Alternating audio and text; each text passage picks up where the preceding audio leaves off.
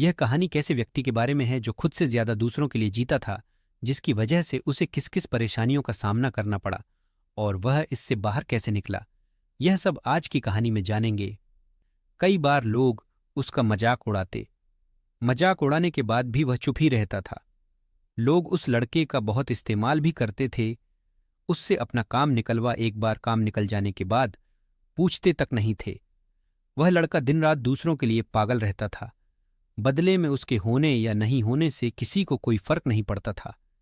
वह कभी भी दूसरों को किसी काम के लिए इनकार नहीं कर पाता था और एक बार किसी ने उससे मदद मांग लिया तो उसे मना नहीं कर पाता था, जिसके परिणाम स्वरूप वह पढ़ाई में भी पिछड़ जा रहा था। उसके कुछ दोस्त थे जिसके पास वह जाता ताकि वह अकेले ना रहे और मजे कर सके। उसके दोस्त बस उसे नाम के लिए पूछते थे। अगर वह होता तो भी ठीक है, नहीं होता तो भी ठीक है। ऐसा ही सिलसिला कई महीनों तक चलाता रहा। इस लड़के को धीरे धीरे एहसास होने लगा था कि लोग उसका इस्तेमाल सिर्फ काम के लिए ही करते हैं। एक बार उनका मतलब निकल जाता है तो दोबारा मुझे पूछते तक नहीं है। यह बात उसे अंदर से तोड़ती थी, झकझोर थी, लेकिन वह उसी काम को दोबारा करता था। फिर से उन्हीं लोगों के पास जाता। अगर उसे कोई बोल भी देता तो उसे जवाब नहीं देता था। इसी बीच उसका ध्यान न पढ़ाई में लगता और न ही किसी दूसरे काम में। गलती लोगों की नहीं बल्कि इस लड़के की ही थी, क्योंकि वह 4 लोगों में, उन 4 दोस्तों में जबरदस्ती घुसने की कोशिश करता था जो साथ नहीं भी होना चाह रहे थे। उन्हें भी जबरदस्ती अपना बनाने की कोशिश कर रहा था। ऐसे बहुत दिन बीतते गए और आखिरकार वह भी दिन आया जब उसे पूरी तरह से इस बात का एहसास हुआ कि वह इस जमाने में सिर्फ और सिर्फ मजाक बनकर रह गया है। न उसका वजूद है और न ही कोई वैल्यू है।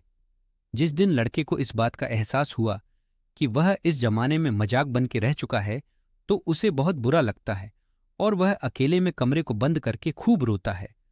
अगले दिन से वह सब कुछ बदलने की कोशिश करता है। उस रात वह बहुत रोया और यह निर्णय लिया कि उसे अब इस जमाने में मजाक नहीं बल्कि बड़ा इंसान बनाना है। अब वो इतना सस्ता नहीं होना चाहता कि कभी भी कोई भी उसका इस्तेमाल कर ले। वह अपने आप को इतना कीमती बनाना चाहता था कि लोगों को इस्तेमाल करने से पहले उसकी औकात याद आ जाए, उन्हें बात करने से पहले अपनी औकात नापने की नौबत पड़ जाए। यह तो शुरुआत थी और शुरुआत में इतनी हिम्मत दिखाना उसके लिए थोड़ी मुश्किल थी, लेकिन इस बार बात इसके अपने वजूद को मजबूत करने के लिए थी।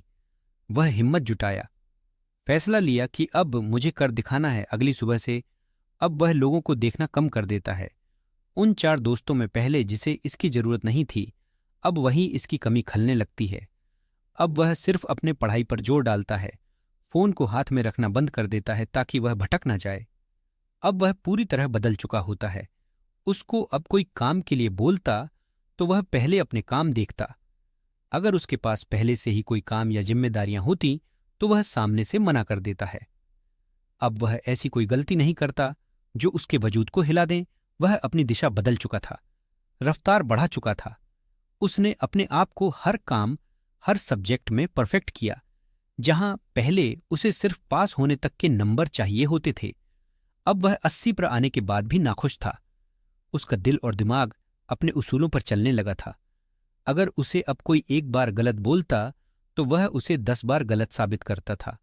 सिर्फ और सिर्फ अपने सपनों को पूरा करने के पीछे पागल रहने लगा था। अब लोग कहने लगे थे, अरे यह इतना कैसे बदल गया है। धीरे धीरे वह अपने समाज में मशहूर होते चला गया। उसके समाज के लोग यह सोचते कि यह कैसे इतना बदल गया। वही लोग जो इसको भाव तक नहीं देते थे उसे पहले जैसा देखने के लिए तरसते थे। इसने अपनी तैयारी में दिन रात एक कर अपने होशियारी से सरकारी नौकरी हासिल की। जो रिश्तेदार उसे ब्लॉक करके रखते थे अब उसके कॉल का इंतजार करते थे। दोस्तों, यह कहानी उस एक लड़के की नहीं है, बल्कि हर तीसरे व्यक्ति में से एक व्यक्ति की कहानी है। दुनिया वाले भाव नहीं देते हैं, लेकिन उनके पीछे भागते रहते हैं। अपने आप को वैल्यू नहीं देते हैं। जिस दिन आप अपने आप को वैल्यू देना शुरू कर देंगे और अपने आप को बदल लेंगे, उस दिन आप अपने जीवन के हीरो बन जाएंगे। संगीत।